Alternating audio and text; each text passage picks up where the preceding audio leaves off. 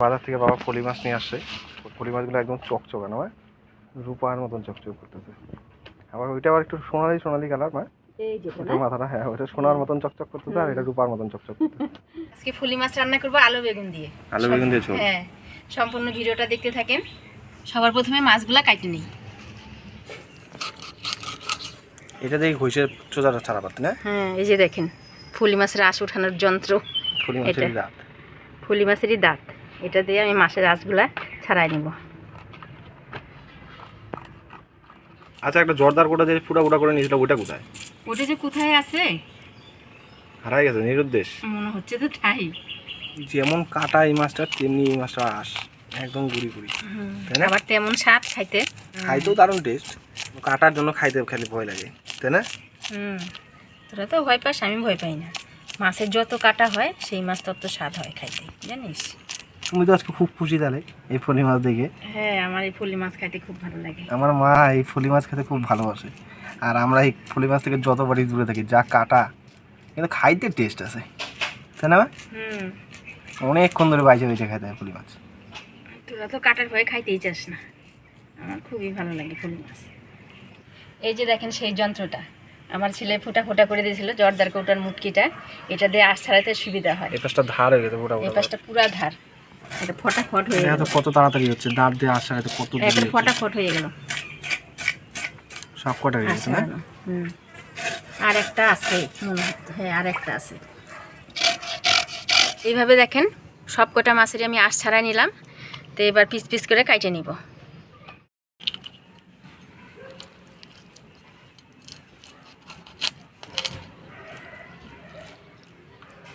ডিম আছে মনে হয়, ডিম আছে।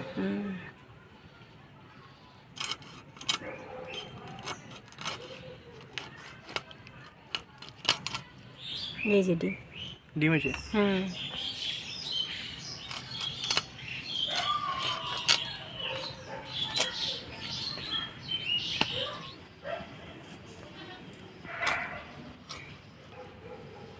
সব লঙ্কা না সেদিন তুললাম, এই যে গাছে দেখো আরো কত পাকা লঙ্কা হয়েছে।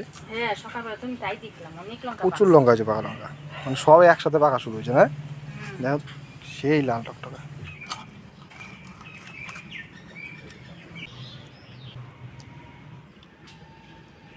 মাছগুলো সব কাটে নিলাম, এবার পরিষ্কার করে ধুয়ে নিব।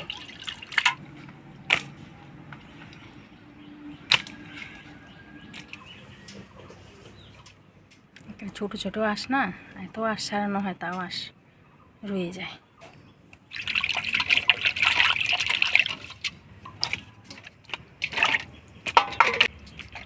মাছ কাটার পর দেখেন কতগুলা পিস হয়েছে। তো আজকে সব মাছই রান্না করব না, কিছুটা মাছ রেখে দিব কালকের জন্য। আর আজকে যে কয় পিস মাছ রান্না করব সেই কয় পিস মাছ হলুদ লবণ দিয়ে মাখাই নিব। হলুদ লবণ দিয়ে মাছটা ভালো করে মাখাই নিব। হ্যাঁ, ফলি মাছ আর চিতল মাছ কিন্তু দেখতে একদম একই, তাই না? হ্যাঁ, ফলি মাছটা ছোট সাইজ আর চিতল মাছের বড় সাইজ। দেখো আকাশে কিরকম গুরুম গুরুম শুরু করেছে। সামনে দুর্গাপূজা আসতেছে না, সেই জন্য আরো গুরুম গুরুম করে। মাছটা হলুদ লবণ দিয়ে মাখা নিলাম, এবার সবজিগুলা কাটি নেব। এই বর্ষার দিনে আকাশের কোনো ভরসা নাই, কোন সময় বৃষ্টি হবে কোন সময় রোদ হবে, তাই না? হ্যাঁ সত্যি, ওই দেখো ওই পাশে গুরুম গুরুম করতেছে। হ্যাঁ, আর সেই গরম ছাড়ছে। যখন আমরা ভিডিওটা শুরু করলাম তখন আকাশে কি রোদ, আর এই দেখো মেঘে ঢাকে গেছে, আবার গুরুম গুরুমও করতেছে আকাশে। হ্যাঁ, ওই পাশে যে গরম ছাড়ছে, বৃষ্টি মনে হয় এসে ছাড়ছে। সেটা এখন না এসে বিকালে আসলেই ভালো হয় না? সন্ধ্যার দিকে, সন্ধ্যা দিলে আসলেই তো ভালো হয়, সবারই কাজ হয়। আমি আলুটা লম্বা লম্বা করে কাটে নিব।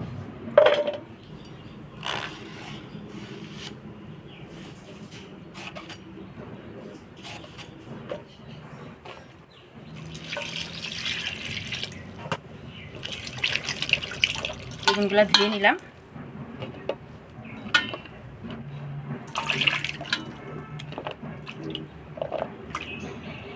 আজকে রান্নাটা ভাজা মশলাই করব, তো উনানটা ধরাই নিলাম, এবার মশলাগুলো ভাজে নিব। এই বর্ষার দিনে উনান ধরানো খুব কষ্ট, তাই না? হ্যাঁ, উনানটা ধরাইতে খুবই কষ্ট হয়ে যায়। মশলার মধ্যে আমি আমাদের গাছের পাকা লঙ্কা, ধইনা, জিরা, তেজপাতা একসাথে ভাজে নিব। আমি দিয়ে দিব লঙ্কা। বৃষ্টি এসে গেছে দেখ।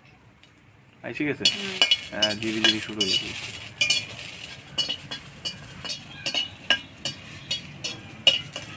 এবার দিয়ে দেবো গোটা ধইনা, এবার দিয়ে দেবো গোটা জিরা, একটা তেজপাতা।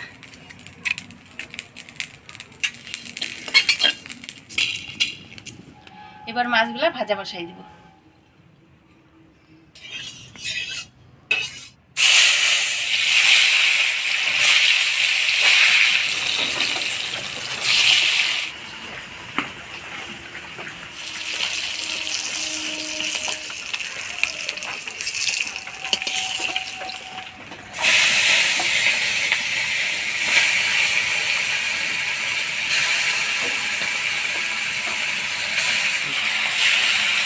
মাছটা ভাজা হোক, ততক্ষণে আমি মশলাগুলো করে নিই। প্রথমে বাটি নিব আদা,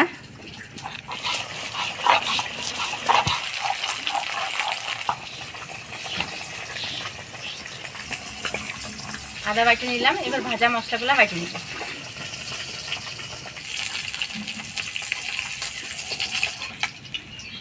এই তেলের মধ্যে বেগুনগুলো হালকা হলুদ লবণ দিয়ে ভাজিয়ে নিব। হলুদ, লবণ,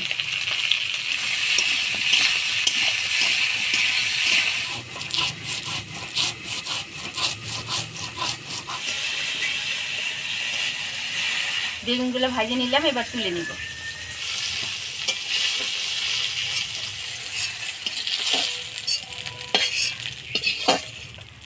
এবার এর মধ্যে আরেকটু তেল দিয়ে ফোড়ন দিয়ে দেব।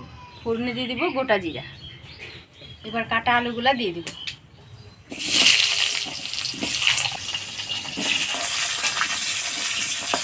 ফোড়নে তেলে আলুগুলা নাড়াচাড়া করে নিব।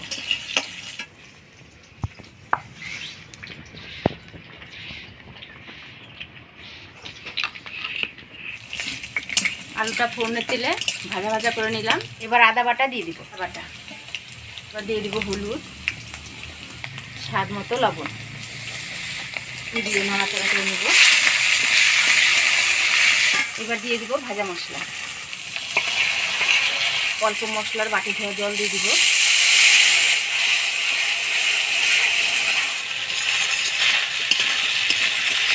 মশলাটা দিয়ে নাড়াচাড়া করে নিলাম। এবার ঝোল দিয়ে দিব।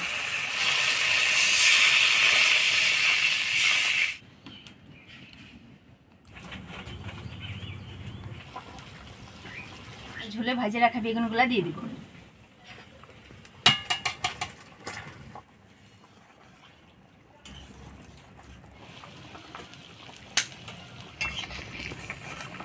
ঝোল জাল হয়ে গেছে। এবার ভাজে রাখা মাছগুলা দিয়ে দিব।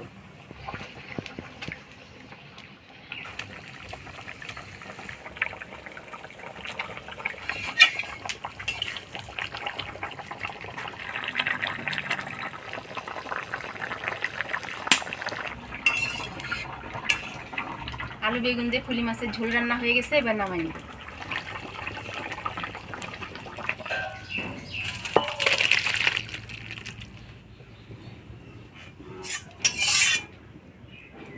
দেখ আমাদের গাছের পাকা লঙ্কার তরকারি কি সুন্দর কালার হয়েছে।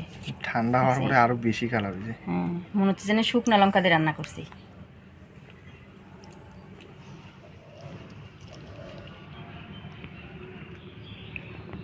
একদম টাটকা ফুলি মাছ নিয়ে আসছিল ওর বাবু।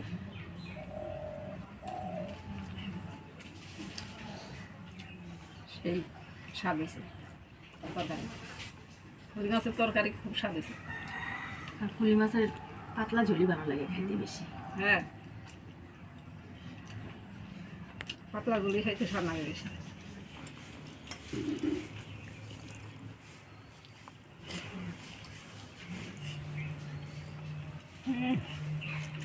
দারুণ স্বাদ হয়েছে।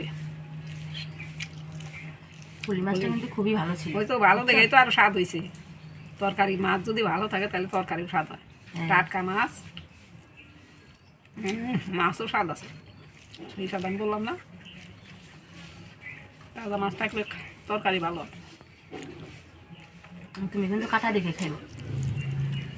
দেখেন মাছটায় কাটা কি একদম সুইয়ের মতো কাটা।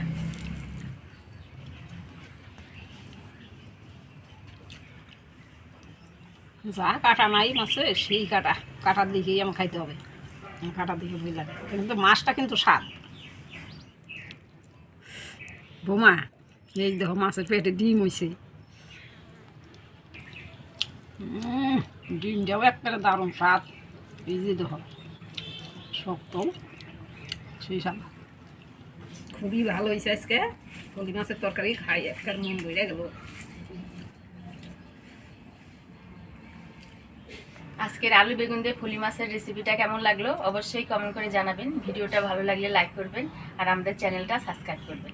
দেখা হচ্ছে পরবর্তী ভিডিওতে। ভালো থাকবেন, সুস্থ থাকবেন।